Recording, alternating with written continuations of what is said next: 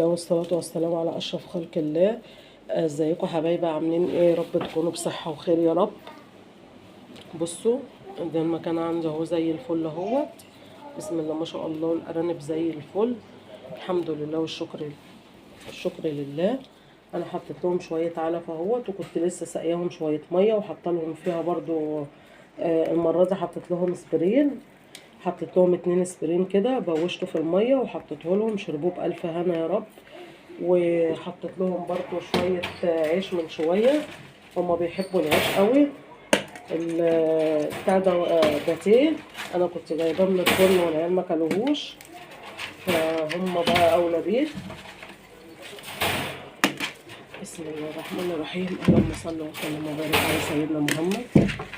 بصوا حبايبي، انا بس اللي يهمني في الفيديوهات كلها ان انتوا بس تخرجوا حتى لو بمعلومه صغيره. بصوا، هو ده دليل ان انا موكلاهم ومشبعاهم اهو. طبعا الارانب ما بتسكتش لما بتشوف اكل، فمعنى ان هم بعيد كده ان هم واكلين وشبعانين الحمد لله ومريحين هم. المكان الحمد لله زي الفل، يناموا زي ما هم عايزينه في اي مكان هم عايزينه. الدنيا كلها زي الفل زي ما انتوا شايفين كده يا حبايبي. بصوا اهو، عملت الفيديو وقلت لكم ان هي الارنبه سقطت معايا. بصوا عشان ما توهش منكم، عشان انا في كل فيديو بتوه منكم. بصوا ده المنظر اهو، ده المنظر اللي انا دخلت وشفته. بصوا، انا ما بحبش اصور لكم الحاجات ديت، بس يعني انا عايزاكم تصدقوني وتقتنعوا باللي انا بقوله. بصوا، انا اول مره بصراحه ربنا اشوف المناظر دي. بصوا، ده واكلين ايديه ودانه، ده كده كده مش هيعيش اساسا، يعني بيفرفص وكويس وبتاع، بس لا مش هيعيش، انا عارفه ان هو مش هيعيش. بصوا الارانب دي سقط اساسا، شكلها زي سقط. بصوا صغيره جدا، ضعيفه جدا. بصوا المنظر، تقريبا ولدتهم قبل ميعادهم. بصوا بقى ده المنظر دوت، انا مش عايزه والله العظيم اوريكم، سامحوني طبعا. ده اهو، ده كان نزل كده. بصوا بالمنظر ده، ده مش ارنب طبعا. بصوا عامل ازاي، عايش بس هو مش هيعيش اساسا اهو. انا مدفياهم برضو وقلت اعمل اللي عليا، هو متلج اساسا في ايدي. الارنب ادام سقع حتى لو رجعت دفتيه وعالجتيه برضو هيموت، عشان تكوني عارفه. الارنب ادام دخلوا اي ميكروب هيموت هيموت. تمام، ده اللي انا بتوقع اللي هو الوحيد اللي هيعيش في وسطهم. طبعا هراعيه وههتم بيه، عشان حرام برضو، ده الروح وهتحاسب عليهم. تمام، انا مش يعني ما كنتش عايزه اوريهولكوا، بس معلش ادام انا وعدتكم ان انا هوريهولكوا هوريهولكوا. تمام، لا اله الا الله سيدنا محمد رسول الله. بصوا حبايبي، انا حطيت لهم العلف اهوت. بصوا هم واكلين وشبعانين، عشان كده مش عايزين يجوا جنبي. الاكل ده هيقعد معاهم بقى ياكلوه من هنا لحد بكره ان شاء الله، لحد ما اقوم احط لهم اكل. شاربين ومنضفه لهم والدنيا زي الفل اهو. انا مش هحط اكل تاني ومش هاجي جنب المكان بقى لحد ما انام واصحى ان شاء الله بامر الله بكره باذن الله، لان انا هعمل بكره معاكم الفيديو اللي هينزل لكم بعد بكره. الفيديو دوت اللي هو عشان احنا ماشيين رايحين المصيف. طبعا جوز بنتي غصب عليا ان انا اروح معاهم، الرحله مش هتبقى ليها معنى من غيرك، وبيهزر يعني احنا مش هنخليكي تدفعي حاجه ومش عارف ايه ومش وكده، تعالي يلا اخرجي من اللي انت فيه. قلت بقى اروح اقعد معاهم اليومين دولت. فانا طبعا عاتله هم الارانب، بس وصلت لحل ان شاء الله.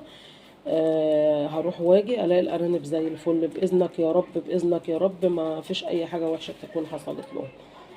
تمام، هقول لكم بكره بالظبط هعمل ايه، عشان يعني كل فيديو بيبقى مرتبط بكلام معين، مش عايزه اخرج عن اللي انا بتكلم فيه. الارانب اللي هي اجهضت ما ينفعش طبعا نعرضها على الذكر. نسيبها ترتاح، لان هي اجهضت يعني الرحم مجهد، فما ينفعش ان احنا نعرضها نسيبها مع الذكر. ونخليها تحمل تاني وتشيل تاني. لا، احنا كده انا عزلتها، انا صورتها معاكم وانا قاعده، يعني الدكر ما شافهاش، انا صورت وانا قاعده اساسا ولمتهم. فانا صورت ورحت شايلها في البطاريه، ما عرضتهاش على الدكر خالص. اريحها بس يومين 3 كده، تشم نفسها والرحم بتاعها يرجع مكانه تاني وتبقى كويسة. وبعد كده اسيبها معاهم بقى، يا طالها يا ما طالهاش في الصيف دوت، ممكن يا لا. بس انا بتوقع ان لا خالص، لان معاهم نتايات تانية يعني في المكان ما مش هيجوا جنب ديت يعني. تمام. وهم الوقت طبعا الطاقة بتاعتهم بتقل شوية في الصيف، ففي اللي شغال وفي اللي مأنتخ يعني. تمام. الأرنبة ادام سقطت فلازم نريحها، دي موضوع برضو لازم نتكلم فيه باهتمام. الأرنبة سقطت لازم نريحها، ما ندخلهاش على الذكر خالص يعني أقل حاجة 3-4 أيام، مش هقول لكم أسبوع ولا أسبوعين، لا 3-4 أيام وتبتدوا تنزلوها مع الذكر عادي بقى. تمام. هتكون شمت نفسها والرحم استقر في مكانه تاني، وعشان لو حملت تاني حصل حمل، يبقى حمل على نظافة وتبقى صحتها كويسة. هي أجهضت يبقى هي صحتها تعبانة، ولازم نغذيهم كويس برضو في الأيام ديت عشان نرفع المناعة عندهم. نديهم العلف ونحط لهم الاسبرين وأي علاج بشري عندك، بس مش باستمرار. يعني احنا هنحط كل أسبوع علاج واحد بس، مش كل يوم هنحط علاج. تمام. مش بكتر العلاج يا حبايبي عشان ما تفهمونيش غلط. انا بحط الاسبرين دوت لكل الكميه ديت، بحط لهم اسبرين كل يومين 3، كل اسبوع تقريبا كده، كل اسبوع بحط لهم 2 أو 3 في الميه، لان انا بحط لهم 3-4 اطباق ميه، بحط لهم في كل واحده برشام. تمام. صلوا على النبي يا حبايبي، اللهم صل وسلم وبارك على سيدنا محمد. هصور لكم ان شاء الله الفيديو الجاي، هنصور في عندي 3 نتايات هيولدوا. طبعا دول اللي انا هخليهم في المكان هنا، هعزل التانيين، لان انا لو سبتهم كده هاجي الاقيهم زي اللي انا وريتهم لكم دولت، مش هلاقي ارانب اساسا. ده انا كده لحقتهم، انا ما اعرفش بصراحه ايه اللي جرالهم.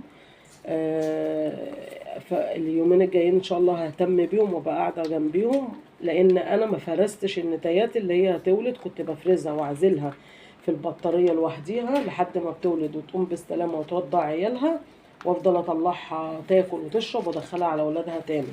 انما انا بصراحه عشان كنت مشغوله في المحل اليومين دولت، فما فوقتش ان انا افرز الارانب اللي هتولد وكده، دي غلطتي، ربنا يسامحني. فطبعا ايه العلف طبعا في بيبقوا محطين له حاجات بتقوي المناعه عند الارانب. العلف ليه بيسمن الارانب؟ لان هو بيموت السموم في جسمهم وبيسمنهم، بيتخنهم، بيتقلهم، بيزود حجمهم، بيفرفشهم كده، بينعنشهم. تبص تلاقي الارنب مفرفش كده ويعني باين عليه الاكل يعني، فاهميني طبعا. فبصوا هم دلوقتي انا كنت حاطه لهم البرسيم وعيش، وكان عندي شويه خيار بره قطعتهم لهم وحطيتهم لهم، كلوا وشبعوا، عشان كده هم قاعدين كده. بصوا والله العظيم عايزه اقول لكم ان المكان زي الفل ورطب وجميل، الحمد لله والشكر لله. حتى بصوا على بعضيهم جوه هنا، جوه هنا بتاع 20 واحد في الحته الصغيره دي. لو هم حرارين ما كانوش هيتلموا مع بعض بالطريقه دي. تمام. ما تنسوش اللايك يا حبايبي، حطوا لي اللايك، واللي ما اشتركش يشترك معايا في القناه. انا بس عملت الفيديو ده عشان اوريكم ان هي سقطت وعملت ازاي. بصراحه بس صحتها كويسه الحمد لله، صحتها زي الفل. دولت ربنا يعوض ان شاء الله. لو فض الارنب اللي انا وريته لكم دوت، انا راضيه بنصيب الحمد لله، راضيه بيه وان شاء الله ربنا يعوضني بحاجه تانية ان شاء الله. ما فيش نصيب في دولت، طبعا بيبقى كل شيء نصيب. لا اله الا الله سيدنا محمد رسول الله. فانا هحاول برضو ايه اشيل الحاجه اللي في المكان دي كلها وهنضف له، يعني انا المكان نظيف بس انا هشيل الكراكيب دي كلها عشان اوسع لهم المكان واحط لهم حاجات كده يعني هجيب لهم جراكن وحاجات واحطها لهم عشان يولدوا فيها. الارنبه اللي ولدت ديت طبعا ولا قصقصت ريش ولا عملت اي حاجه، بحالها كده هي ولدتهم على غفله، لان انا كنت لسه في المكان، يعني انا كنت لسه حاطه لهم اكل وطلعت وما فيش ثواني سمعت صوت الصوصوه جوه. الصوصوه دول هم ما يصوصوش الا لما يكون فيهم حاجه. لو هم اتولدوا ومع امهم وما فيهمش اي حاجه مش هتسمعي لهم صوصوه اساسا. انما هم يعني عشان كانوا بياكلوهم، فانا بصراحه لازم اشوف حل في الموضوع ده، لان دي تاني مره تحصل اهيت. فلازم اعمل اي حاجه عشان اتلاشى اللي بيحصل ده. انا بتلاشاه ازاي بقى؟ في الفيديوهات اللي فاتت لو انتوا تشوفوها، ان انا الارنبه اللي هتولد باخدها اعزلها في البطاريه، ما بسيبهاش مع دول، لان انا بتوقع مع كتر دول بيحسبوهم حاجه كده مرميه في الارض بيروحوا واكلينهم. بصي نعم انا تيتو طريقة ماشي حاضر. فانا بعزل بقى الارنبه اللي هتولد في البطاريه واروح حاطه لها الحاجه اللي هتولد فيها، تروح مقصقصه ووالده ومرضعه وفاطمه وزي الفل. انما معلش دي غلطه ربنا يسامحني بقى عليها، مش هتتكرر تاني ان شاء الله، والباقيين دول هتاخد ولادتهم ان شاء الله تبقى زي الفل. يلا حبايبي، يا رب بس ما تنسونيش في اللايك، واللي ما اشتركش اشترك معايا في القناة، واللي معايا طبعا مشرفيني ومنوريني، ومعايا الصديق عمر انا بشكره وبقول له يعني انت بصراحة ونعم الصديق. الصديق عمر من سوريا، ربنا يا رب يرحم موتاهم ويشفي مرضاهم يا رب، ويجعلهم من اهل الجنة يا رب، وربنا ياخد بيده في اللي هو فيه بصراحة. وهو في عز شدته بيبقى معايا في كل حاجة، ربنا يكبر بخاطره يا رب. وبيبعت لي في عز الزلزال وفي عز اللي حصل عندهم، بعت لي برضو تعليقات، وكنت اقول له طمنا عليك يقول لي ما تشغليش نفسك بيا. وطبعا يعني ونعم الصديق بصراحة، ربنا يكبر بخاطره يا رب زي ما هو بيكبر بخاطري. بشكرك طبعا يا حبيب قلبي، هو ابني طبعا وحبيبي، ربنا يكبر بخاطرك يا رب يا عمر. وان شاء الله قناتك اللي انت عملتها تبقى كويسة وشغلها، وان شاء الله هتبقى كويسة بضميرك الكويس ونيتك الصافية، ربنا هيكبر بخاطرك ان شاء الله. يلا حبايبي اشوف وشكم بخير، وسلام عليكم.